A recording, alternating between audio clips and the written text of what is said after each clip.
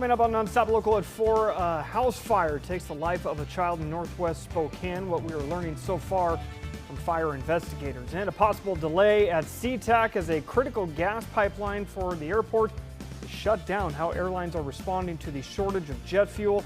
And officials in Benton County tackling the growing concern over illegal food vendors.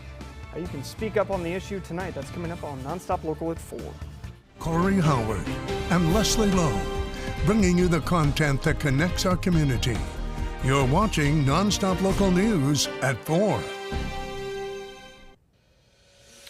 We begin this half hour. An 11-year-old boy dead and a family displaced in the wake of a house fire sparking in the basement of a North Spokane home. The fire broke out just after midnight on West Rowan, just blocks from the Dwight Merkel Sports Complex.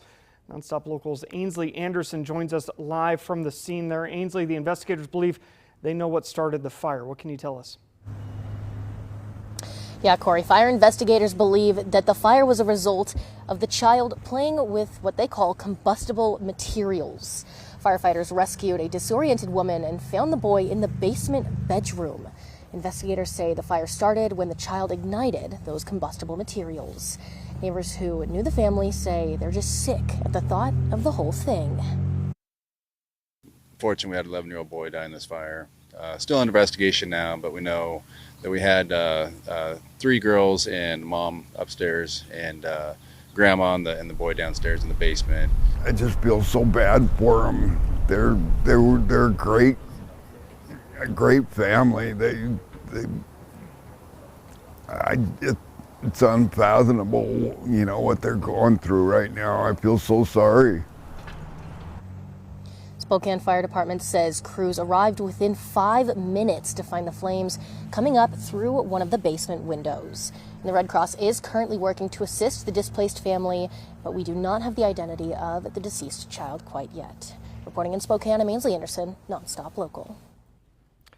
Ainsley, thank you very much. Roadways and airports will be packed over the next few days as millions travel for Thanksgiving. Those moving through SeaTac may experience delays on longer flights caused by the closure of the Olympic pipeline in Snohomish County, which was hit by a construction crew last week.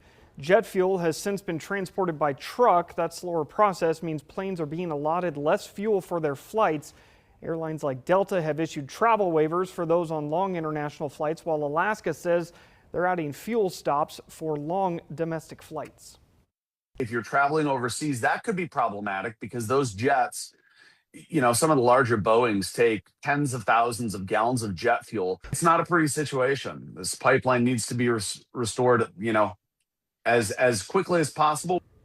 Spokane International Airport is supplied by a different pipeline bringing gas from Alberta, meaning this shutdown will have a secondhand effect on local flight schedules. The Federal Aviation Administration expects Tuesday will be the peak travel day across the country, both in the sky and on the roads. So for a closer look at your holiday drive time conditions, let's get over to Leslie Lowe in the Weather Center.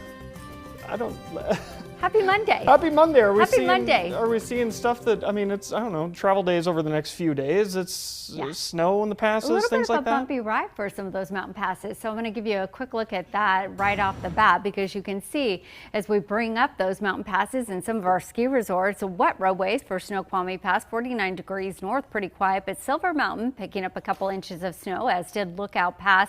And then Stevens Pass has got some slush and some ice on area roadways. As we get you into the overnights tonight, wet roadways expected for Snoqualmie Pass, so do expect, with temperatures dropping, there will be some icy spots there. Snow and slush for Sherman Pass, and right now we're seeing overcast skies and some slushy spots up across Lookout Pass as well. As far as air travel goes, the areas that you see shaded in yellow, this is where we are seeing some impacts. So the Pacific Northwest extending over to the Dakotas, and then the middle part of the country all the way down into parts of Texas where they've seen some severe weather over the last 24 hours. Satellite radar here, we're pretty quiet as we head overnight tonight.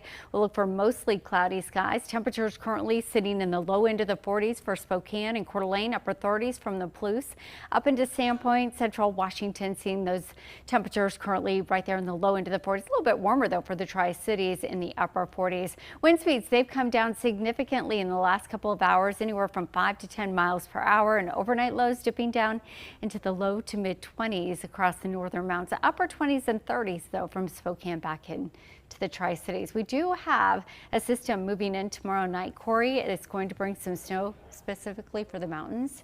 So we do have one winter weather advisory in place for Washington for the Cascades.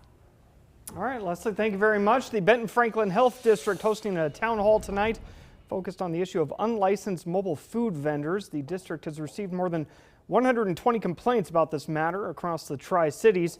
The city of Yakima is also looking into the issue. Earlier this year, the Yakima City Council heard from more than 200 restaurants outlining 4 main concerns with the unlicensed and non-permitted food stands. They include public health risks, worker exploitation, illegal operation, and unfair competition. Tonight's town hall intends to do the same in Pasco to hear concerns from community members and business owners to better inform a potential council decision. That is tonight at Pasco High School from 5:30 until 7:30. Central Representative Dan Newhouse introduced a bill aimed at supporting the American timber industry today. Newhouse says the Sawmill Act would strengthen a federal loan program specifically for timber and wood processing companies and allows them to invest in their facilities and equipment, support rural economies, and reduce wildfire risk. Representative Newhouse said in part, quote, Washington's timber industry supplies our region with good-paying jobs, helps reduce the risk of wildfires, and is a tool in responsibly managing our forests. He went on to say the Sawmill Act gives timber mills the ability to grow their operations and support rural communities who stand to benefit even more from a strong local timber industry, end quote.